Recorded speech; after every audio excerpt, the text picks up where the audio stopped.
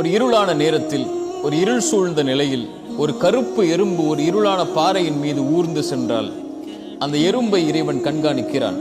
அது நடக்கக்கூடிய சப்தத்தை இறைவன் கேட்கிறான். அது உள்ளத்தில் எண்ணக்கூடிய எண்ணத்தை இறைவன் அறிகிறான். அதனுடைய உணவையும் அவன் தயாரித்து வைக்க மறக்கவில்லை.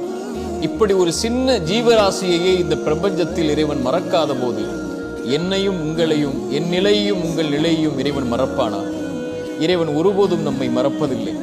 எத்துணை வாசல்கள் அடைக்கப்பட்டாலும் அந்த 1000 அடைக்கப்பட்ட வாசல்களை தாண்டியும் அவன் உதவி செய்ய நாடினால் உதவி செய்வான். ஆனால் 2 கேள்விகளுக்கு இந்த மனிதன் பதிலை அறிய முடியாது. அது எப்போது, எப்படி?